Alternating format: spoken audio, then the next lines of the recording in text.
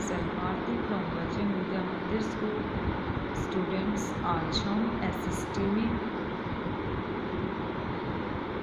उत्तर के मैदान करेंगे, द नॉर्दर्न प्लेन्स। ठीक है, उत्तर के मैदान हिमालय के दक्षिण में स्थित है।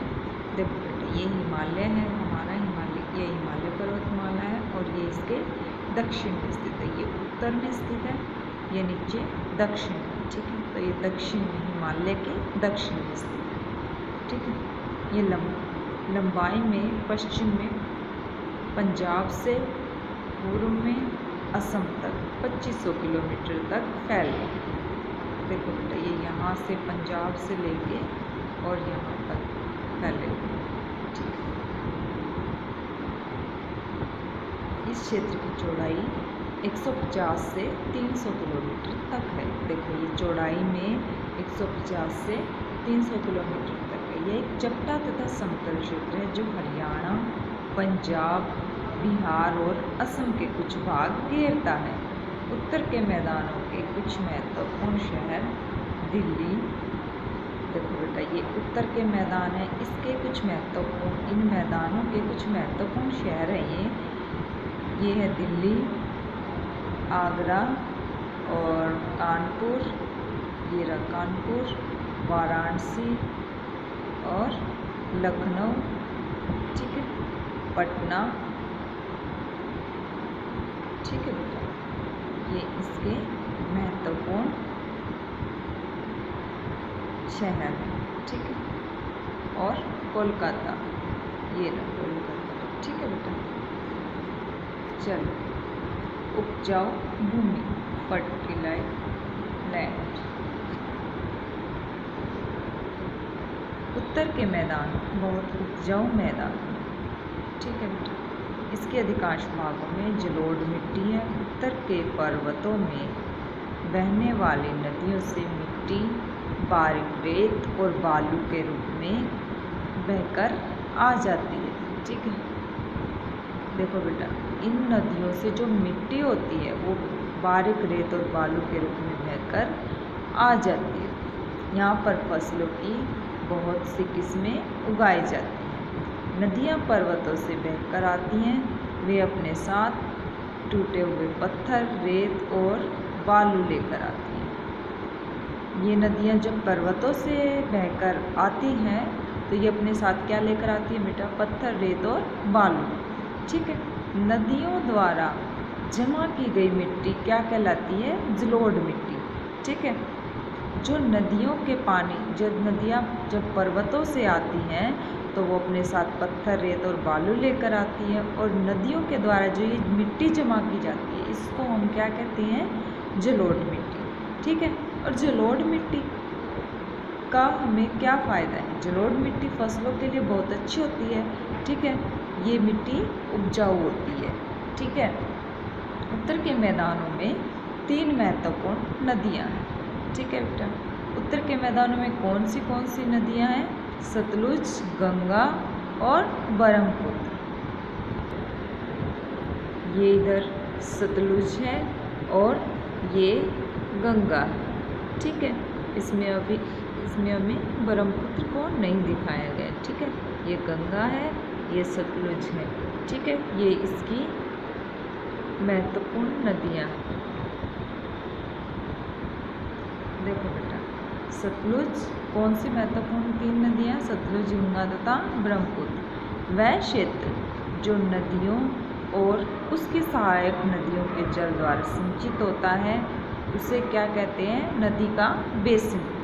देखो बेटा, जो नदी और उसकी सहायक नदी जल द्वारा जहाँ भी सिंचाई करती हैं, जहाँ जहाँ वे जाती हैं उसको नदी का बेसिन कहते हैं। ठीक है, उत्तर का मैदान 3 बेसिनों में बांटा गया है। कितने बेसिनों में बांटा गया उत्तर का मैदान? 3 basin. Number 1 Ganga basin, 2 Sutlej basin और 3 ब्रह्मपुत्र बेसिन। देखो बेटा, जो ये नदियाँ हैं इन्हीं के नाम पर इनके बेसिन भी है। ठीक है, गंगा बेसिन, सतलुज बेसिन और ब्रह्मपुत्र बेसिन। ठीक है। देखो बेटा, ये है गंगा बेसिन, ठीक है। गंगा उत्तर के मैदानों की मुख्य नदी है। इसका उद्गम हिमालय पर्वत में गंगोत्री हिमनद से भागीरथी के रूप में हुआ।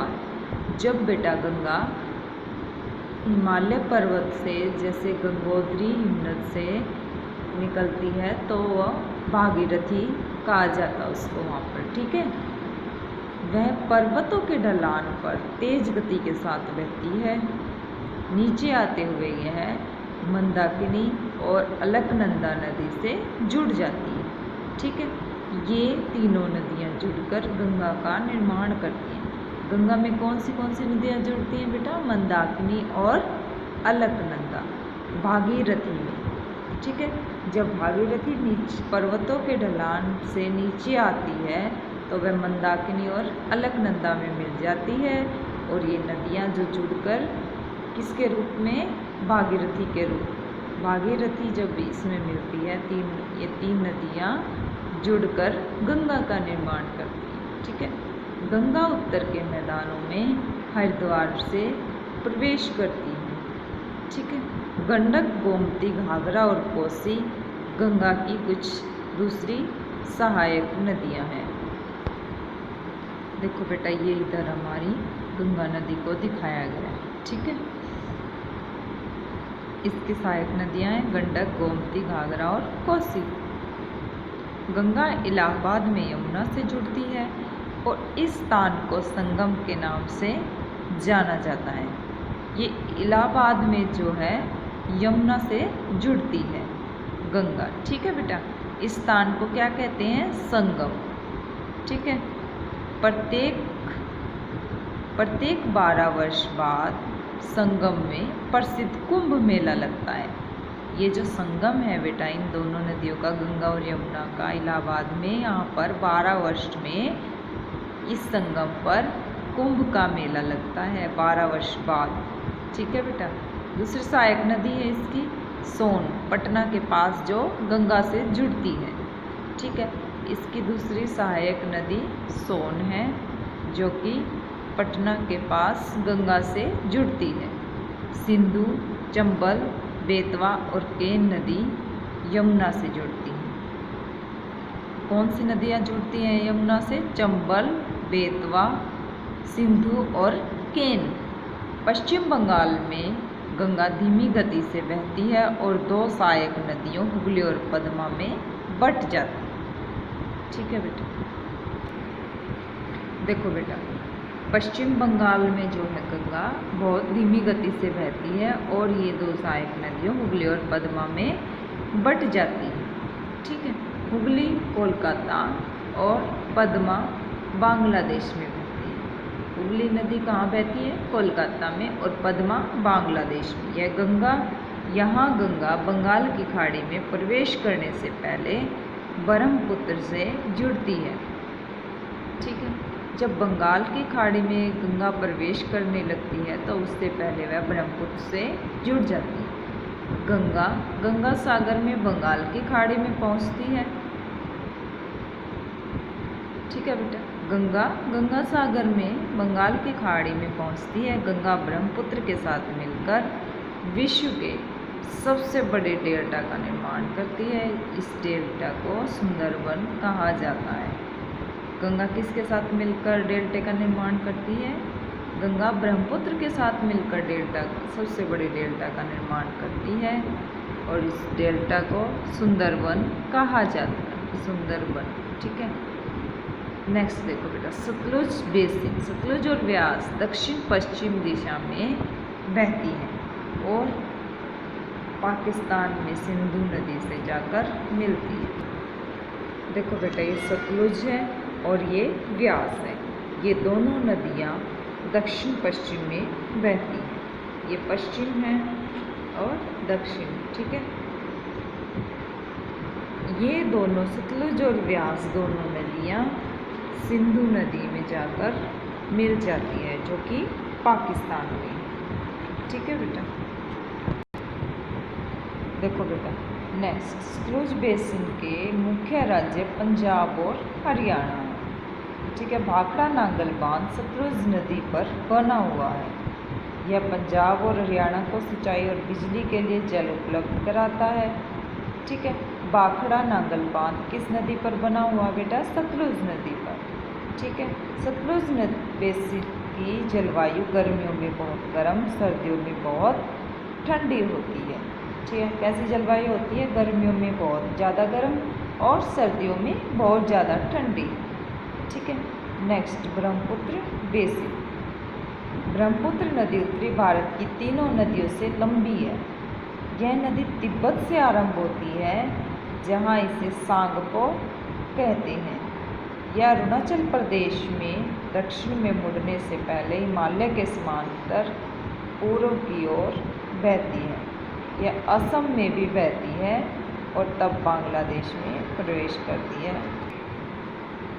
देखो बेटा, ब्रह्मपुत्र नदी को तिब्बत में क्या कहा जाता है? सांगपो। ठीक है। यह अरुणाचल प्रदेश में दक्षिण में मुड़ने से पहले हिमालय के समांतर पूर्व की ओर बहती है। ठीक है। यह हिमालय के समानांतर पर पूर्व की ओर बहती है ऐसे। ठीक है। यह असम में भी बहती है और तब बांग्लादेश में प्रवेश करती है। ठीक है। और बांग्लादेश में जब ये प्रवेश करती है तो यहाँ यह किसके नाम से जानी जाती है? जमुना के नाम से। ठीक है। वर्षा ऋतु के दौरान भारी वर्षा, देखो बेटा, वर्षा ऋतु के कारण भारी वर्षा के कारण यहाँ पर बाढ़ आ जाती है। ठीक है। ब्रह्मपुत्र बेसिन कोसी, गारो और नागा पहाड़ियों से घिरा हुआ है। कौन कौन सी पहाड़ियाँ ब्रह्मपुत्र बेसिन में? कोसी, गारो और नागा पहाड़ियाँ। शिलांग, गुवाहाटी और दिसपुर इसके मुख्य नगर हैं। ठीक है बेटा। गंगा बचाव योजना, गंगा एक्शन प्लान। देखो बेटा, गंगा एक पवित्र नदी है परंतु अधिक प्रदूषित है, लेकिन अब नहीं है। ठीक है।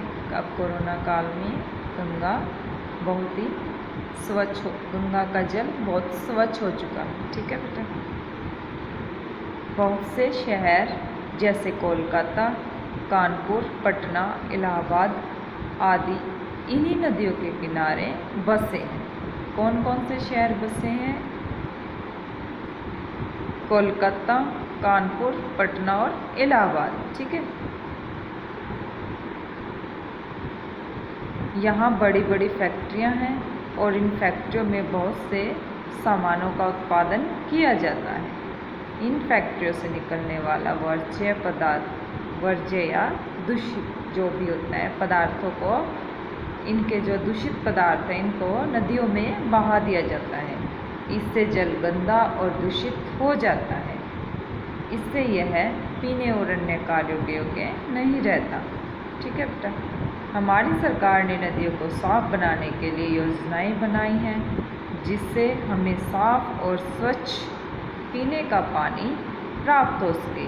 इसी प्रकार का एक बड़ा कार्यक्रम जो सरकार द्वारा आरंभ किया गया है, इसे गंगा बचाव योजना कहा जाता है। ठीक है। हम आशा करते हैं कि भविष्य में इस नदी की शुद्धता बनाए रखें। ठीक है बेटा। ये आपका चैप्टर कंप्लीट हो चुका है। आपको इसके डिफ़िकल्ट वर्ड राइट करने हैं। ओके बेटा, और इसको केयरफुली रीड करना है।